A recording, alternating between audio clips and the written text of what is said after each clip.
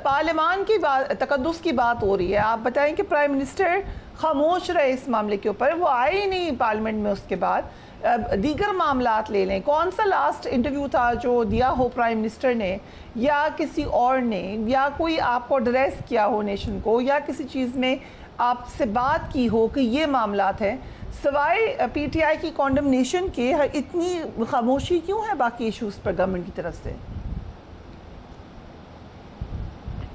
یہ شکریہ بہت بہت، اور بڑا ہی آپ کا اس سے بڑا زیادہ شکریہ کہ جو ہے نابغہ روزگار ہمارے جو ہے بہت پیارے بھائی محمد علی درانی صاحب سے بڑے عرصے بعد ملاقات نصیب بنی ہے، تو وہ بھی جو ہے الیکٹرانک وائر میڈیا پر.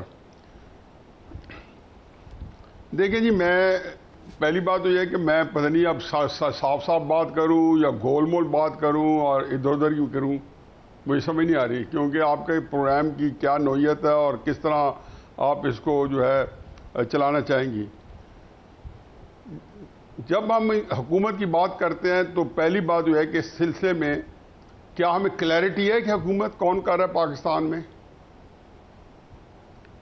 اگر یہ کلیئرٹی ہے اور اس سلسلے میں ہماری یکسوئی ہے اور ہم جانتے ہیں، تو دو ہی صورتیں ہیں کہ یا ہم لا علم ہیں یا تجاہل عارفانہ ہے، کہ ہم بالکل ہی اس سے جو ہے پتہ نہیں، کس کو نہیں پتا کہ 2018 سے اس ملک میں ہائیبرڈ سسٹم چل رہا ہے.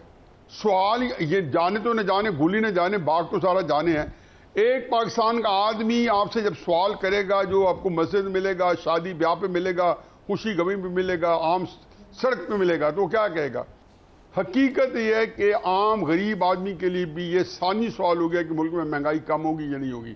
یہ ہے، لیکن ان کو اس سے پہلے ان کو بھی اس بات کا شعور ہے کہ اس ملک کے اندر پہلے سیاست نے سیٹل ہونا ہے، سیاسیت میں استحکام آیا، اس سے نپٹ پائے گا ملک، اور یہ عدم استحکام چلے گا تو آیا یہ کہاں جا کے اور کس نوعیت میں جا کے بیٹھے گا. پہلی تو بات یہ ہو کہ اس لیے جو کچھ ہو رہا ہے تو یہ ناحق ہم مجبور پر تہمت ہے مختاری کی. اس حکومت کو آپ اس کا دوش نہ قرار دیں، اسٹیبلشمنٹ کو ہمیں اس کا کریڈٹ بھی دینا چاہیے، کوئی اچھی بات ہوگی. اب پارلیمنٹ پہ حملہ آپ نے دیکھا نہیں، ہر ایک نے کیا کہا ہے. مجھے نہیں پتا کس نے کیا ہے، درانی صاحب کو نہیں پتا کس نے کیا ہے، آپ کو نہیں پتا کس نے کیا ہے. اب ہارے کو پتا ہے، اور ہارے کو پتا ہے کہ حکومت جو ہے اس کو اتنا بھی جو کرٹیسی نہیں تھی کہ حکومت کو پہلے بتا دیا جاتا کہ یہ نظام بن رہا ہے اور پارلیمنٹ کے اوپر حملہ ہو سکتا ہے. چنانچہ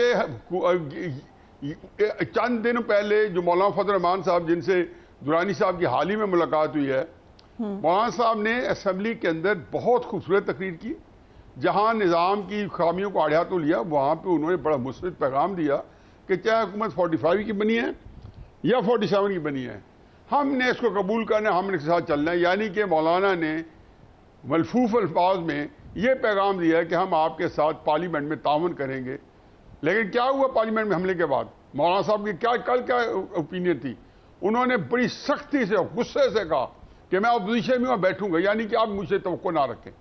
تو یہ جو ایک جو ہوتی ہے نااہلی سیاست ہینڈل کرنے کی، جو ایک عرصے سے آ رہی ہے، جیسے عمران خان صاحب کو افریت بنا دیا اس ملک میں، وہ کسی سیاست نہیں کی. تو میں تو صرف یہ کہہ رہا ہوں، اور اس پیرائے میں علی امین گنڈاپور صاحب نے جو فرمایا ہے، دیکھیں دو باتیں ہیں. علی امین گنڈاپور میں جہالت بدرجہ اتم موجود ہے. وہ اس کی جو ہے، اس کی پوری جو علمیت ہے یا اس کی جو انٹلیکٹ ہے وہ موجود ہے. اگر آپ یہ ایک دفعہ اس پہ ہم متفق ہو جائیں تو پھر یہ ہے کہ ان کے اندر شاید پھر بدنیتی نہیں ہوگی. یہ کہنا ہے کہ افغانستان سے مذاکرات کروں گا، تو وہ مذاکرات جو ہے ان کے ذہن میں یہ ہوگا کہ یار اگر یہ نہیں کرتے تو میں تھوڑا سا بڑھ ماروں. کہ پھر ان کو ایک رات کی کہانی بھی چھپانی ہے اپنی پارٹی میں، اس سے بھی توجہ ہٹانی ہے، ٹھیک ہے، کہ چند کتنا گزاری ہے رات میں، تو یہ اس میں بھی کرنی ہے. تو اس لیے آپ کو وہاں پہ مارجن دینا پڑے گا علی امین گنڈاپور کو. میں نہیں سمجھتا ہوں کہ علی امین گنڈاپور کی اس بات سے جو خواجہ آصف صاحب نے جو انٹرپریٹیشن کیا ہے. اور آخری بات جو ہے وہ یہ ہے کہ جو دہشت گردی ہے، وہ علی امین گنڈاپور صاحب کو اس بات کو ذہن نشین کرنا پڑے گا کہ 20 سال سے، اور اس سے کہیں زیادہ ہے، کہ فارم منسٹر جو تھا وہ ایکٹیو تھا یا نہیں تھا. ٹھیک ہے. قطع نظر اس کا فارم منسٹر جو ہے وہ اسحاق ڈار صاحب کے پاس ہونی چاہیے تھی, نہیں ہونی چاہیے تھی, میری بھی اس کے بارے میں تفوضات ہے. لیکن یہ کام یہ نہیں ہے کہ ہم خواہ اسحاق ڈار صاحب کو, جیسے درائی صاحب نے ان کو آڑیا تو لیا, ان کے اور کئی ریزن ہو سکتی ہیں, لیکن اس بات میں آڑیا تو نہیں لیا جا سکتا. مجھے ایک بات اور کہنے دیں, ایک بات اور کہنے دیں. نہیں, انکیپیسیٹیڈ نہیں ہے جی. دیکھو ایک بہت بڑی گیم ہو رہی ہے. افغانستان گورنمنٹ جو ہے اور ہماری گورنمنٹ جو ہے وہ ایک پیج پہ ہے. میں یہ بات ماننے پر تیار ہی نہیں ہوں, مجھے انڈرسٹینڈنگ ہے. لیکن وہاں پہ ایسے حالات آئے, امریکہ جانے سے پہلے کیا کیا وہاں پہ انسٹال کر گیا ہے اور کیا کیا منصوبہ بندی کر گیا. وہ آپ کا کیا خیال ہے کہ وہ کوئی رضاکارانہ طور پہ انہوں نے اپنا بوریا بستر سنبھالا, وہاں سے اٹھ کر کھڑے ہوئے. تو یہ ساری چیزیں آپ سامنے رکھیں. پاکستان جو ہے بہت مشکل حالات میں, لیکن جب تک سیاسی سیٹلمنٹ پاکستان میں نہیں ہوگا, عمران خان صاحب اور اسٹیبلشمنٹ کے درمیان میں جو ایک مقابلہ ہے, یہ اونٹ جب تک کسی کروٹ نہیں بیٹھے گا. ٹھیک ہے, یہ اس کے پر درانی صاحب سے اس وقت تک آپ ملک کے بارے میں کچھ نہیں کر سکتے, کیونکہ دو باتوں میں آپ ڈائریکٹلی انوالوڈ ہیں. ایک تو جو انہوں نے کہا کہ مولانا فضل الرحمان, کیا آپ سوچ رہے ہیں, آپ کی کل ملاقات ہوئی اور کنکلوژن آپ کا یہی ہے کہ وہ نہیں جا رہی گورنمنٹ کے ساتھ. سیکنڈلی جو مذاکرات تھے آپ کوشش کر رہے ہیں, بٹ اب تو خان صاحب نے خود کہہ دیا کوئی مذاکرات نہیں ہونے, اگرچہ دوسری طرف سے بھی کہا جا رہا ہے ہم تو کر ہی نہیں رہے تھے پہلی مذاکرات. سو پھر اب وہ کدھر ہیں؟ دیکھیں جناب, بات یہ ہے کہ ایک تو نیائی صاحب سے آج آپ نے ملاقات کرا دی, میں بھی شکریہ آپ کا ادا کروں گا.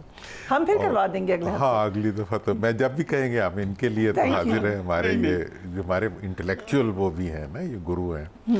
تو اس میں پہلی بات تو سر یہ جو ہائیبریڈ ہے نا, یہ نکاح مرضی کے بغیر نہیں ہوتا. ہائیبریڈ سسٹم کا جو انجن اور بیٹری ہوتی ہے نا, وہ اکٹھے جا رہے ہوتے ہیں. تو ہائیبریڈ سسٹم میں ایک معصوم اور ایک ظالم نہیں ہوتا. ٹھیک ہے, دونوں ہی ظالم ہوتے ہیں یا دونوں. بھائی کس نے تمہیں کہا ہے کہ ہائیبریڈ کے اندر تم بیٹری بن کے اپنا فائدہ تو نکالتے جاؤ اور دوسرے کو بلیم بھی کرتے جاؤ کہ جی میں اس کی وجہ سے ہوں ورنہ تو میں نہیں. زبردستی پرائم منسٹر کی کرسی پہ بٹھا دیا ہوا جی, مجھے نیچے سے وہ لگایا ہوا, مجھے فارن منسٹر بنا دیا. یہ سب فراڈ ہے. 54 سال سے چل رہا ہے اس ملک کے اندر. ہر سیاستدان جو ہے اپنے اختیار کے حصول کے لیے اسٹیبلشمنٹ کو استعمال کر کے وہاں تک پہنچتا ہے.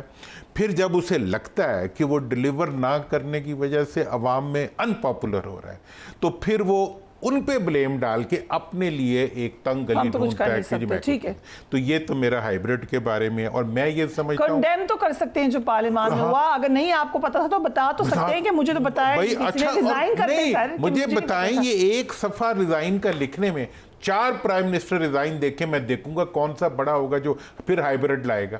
بھائی کوئی سیاستدان کو گھٹنوں پہ کھڑا ہو جائے, باتیں کرا لیں جتنی مرضی, کرنا کچھ نہیں, 100 گز باروں گز نہ پھاڑوں. اسی طرح سے جی میرے پاس تو اختیار نہیں ہے. بھئی اختیار نہیں ہے, آئین نے جس کو اختیار دیا ہے اسی کو ٹانگو گے تو مسئلہ ٹھیک ہوگا. مطلب جب تک آئینی اختیار جیب میں رکھنے والے اپنے آپ کو محکوم ثابت کرتے رہیں گے, اس کے مطلب یہ ہوگا کہ اصل میں مجھے پتہ ہے کیا نہیں ہے. جیسے نیائی صاحب فرما رہے ہیں, بہت سی چیزوں میں میرا ان سے اتفاق بھی ہو سکتا ہے, لیکن مسئلے کا حل یہ نہیں ہے کہ ایک بچہ جو چوری کر رہا ہے اس کو تو آپ کچھ نہ کہیں اور آپ کہیں جی اس بچے کو انسٹیگیٹ کس نے کیا ہے کہ وہ چوری کر رہا ہے. بھئی چور تو پکڑو گے تو پھر چور انسٹیگیٹر پکڑا جائے گا.